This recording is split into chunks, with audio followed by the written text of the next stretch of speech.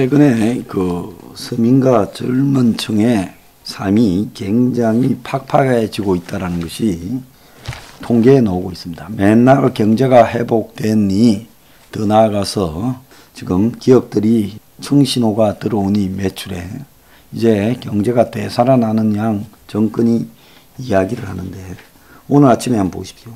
저축은행 대출받은 자영업자 40%, 빚이 소득의 4배다. 저신용 개인 사업자 부채에 적신호가 들어왔다. 돈을 갚을 능력이 없는 자영업자들이 지금 앞으로 돈을 못 갚을 가능성이 커졌다는 거죠. 코로나 장기화로 영업이 악화되고 단기 연체 비율도 19.8%로 올라갔고 금리가 계속 올라가고 집값이 떨어지면 시중으로 충격이 벌어질 수가 있다. 그래서 저축은행에 가서 개인 사업자가 대출을 받았어요. 자, 개인 사업자가 은행에 가서 받지 못하고 저축은행에 가서 받았다. 이자도 높을 건데 그거는 돈을 더 빌릴 데가 없어서 저축은행 간 거겠죠. 그런데 7에서 10등급의 저신용자들이 지금 문제가 심각하다는 거예요. 지난 1분기에 19개 시중은행의 부실채권 비율이 역대 최대 최저치다라고 밝혔지만은 자영업자 등 개인 사업자가 저축은행 대출에서부터 문제가 지금 터지고 있다라는 이야기가 나오고 있습니다. 그래서 은행의 부실채권이 최소화된 부분은 원리금 상환 유예 등을 해서 그렇게 된 거죠. 그러니까 부실이 발생하는 거죠. 감춰놓고 그 다음에 미루고 있는 거죠. 예금보험공사가 만든 자료에 따르면 국내 79개 저축은행에서 대출받은 개인 사업자 중 7등급 이하 저신용자의 단기 잠재 부실률이 19.8%로 계속 올라가고 있다는 겁니다. 그래서 전문가들은 미국의 금리 인상이 시작되고 정부의 코로나 관련 금융 지원이 종료되면 대출 부실이 수면 위로 올라와 터질 수 있어 정부나 금융사들이 대비해야 된다. 지금 이야기를 하고 있습니다. 개인 사업자의 채무 상환 부담도 계속 늘어나는데 소득 대비 대출 비율이 300% 이상인 사람이 41%로 이렇게 늘어나고 있습니다. 자, 이 말은 무슨 말인가 하면 저축은행에서 대출받은 개인 사업자 10명 중에 4명은 소득의 4배의 빚더미 아래에 있다는 겁니다. 은행, 저축은행 등 3개 이상에서 돈을 빌린 다중채무자이며 연소득 3천만 원 이하의 저신용 등급 대출자 중 소득 대비 대출 비율이 300%를 넘는 사람이 30.1이라는 거예요. 그러니까 전체로 보면 이 41%가 빚이 소득의 4배인데 그 중에 이 3천만 원 이하의 소득을 가지면서 3개 이상의 은행에서 돈을 빌린 사람도 30.1%라는 거예요.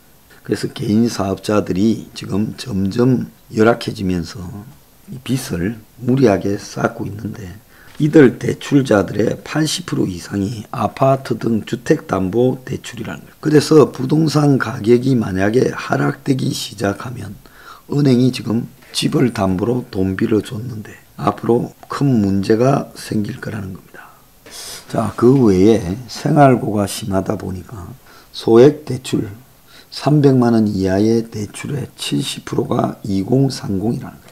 서울에 올라와 혼자 사는 대학생 한 명은 최근에 휴학계를 내고 중소기업 인턴 근무를 하는데 생활비 200만 원을 급히 마련해야 돼서 핀테크 앱을 통해 핀다의 비교대출 서비스를 통해 연 3%대 금리로 대출을 받았다는 거예요. 그래서 이런 식으로 모바일로 급전을 받는 사람이 최근 300만 원 이하 소액 대출을 쌓는 사람 10명 중에 7명, 20, 30대라는 겁니다. 20대가 32%, 30대가 34%라는 겁니다. 그래서 청년층 비중이 70%라는 거예요. 참 보통 심각한 게 아니에요. 소액 대출을 뭐 때문에 받냐 보니 생활비로 받는다는 거예요. 생활비가 20대는 86%, 생활비 외에는 다른 데 빌린 걸 갚기 위해서 전월세 보전금 등이라는 겁니다. 자, 이런 상황에서 정부가 임대차 3법을 동원했는데 지난해 7월 말에 시행된 임대차 2법 계약갱신청구권 전월세 상한제 후유증이 지금 누적되면서 서울에서 전세 물건 제로인 아파트 단지가 속출을 하고 있다는 겁니다. 근데 임대차 3법의 이제 마지막 단추 임대차 신고제가 시행되어서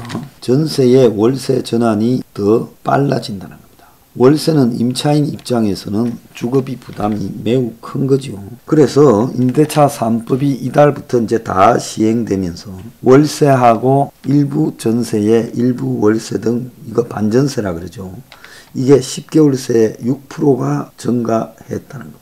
신혼부부나 젊은 층은 부모 도움을 받고 나머지는 전세자금 대출을 통해 전셋집을 마련하는 젊은 층이 출처가 불분명한 돈으로 고가의 전세를 계약하는 사례가 이어지면 자금 조달 계획서 도입 추진도 한다고 이야기가 나오고 있습니다. 신혼부부가 부모 도움을 받아 고가 전세를 계약했다가 정려세 폭탄이 될 수도 있다.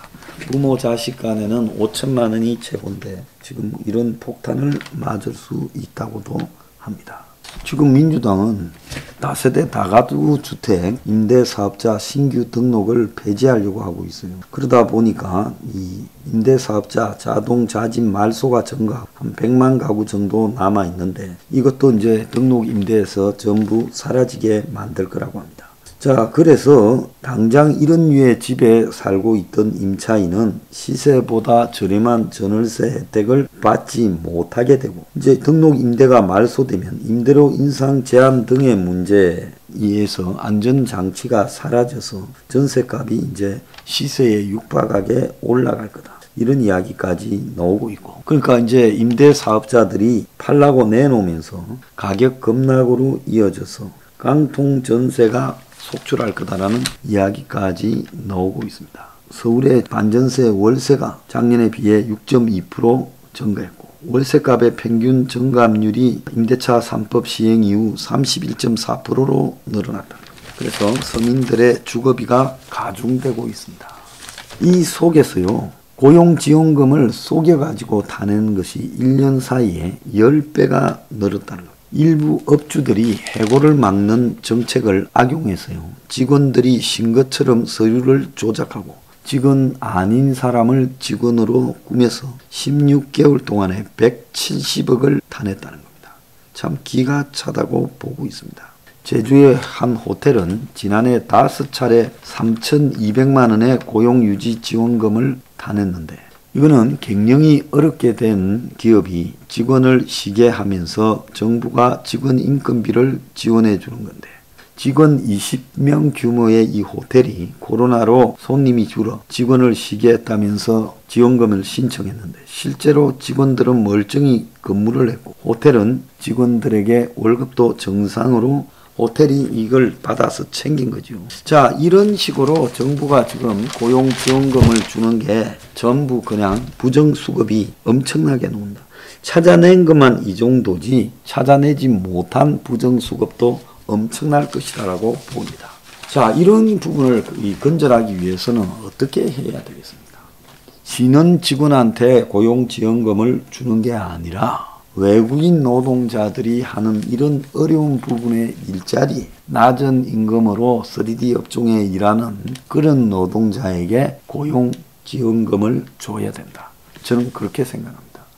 그래야지 지금 그러지 않고 얼마든지 속일 수 있는 이런 유행의 고용지원금은 이것은 도덕적 해이다라고 생각을 합니다. 자, 이 와중에 송영길이 누구나 집이라고 해서 집값 10%만 있으면 무주택자들 누구나 입주가 가능하다. 10년 후 최초 가격으로 집을 구입하는 게 가능하다.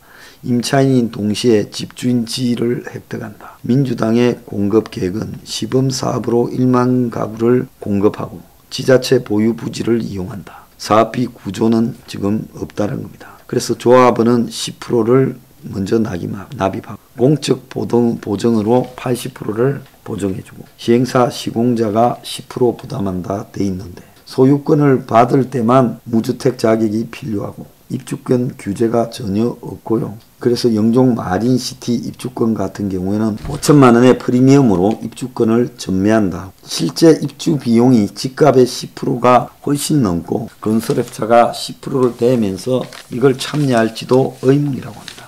그러니까 우리 서포 15조에서 이야기하는 것을 본따 가지고 이렇게 제안을 했는데요. 그렇지만 이게 현실에서는 제대로 적용되지 않는다는 겁니다. 자, 여러분, 오늘 보면 저축은행 대출받은 자영업자가 40%가 빚이 소득의 4배.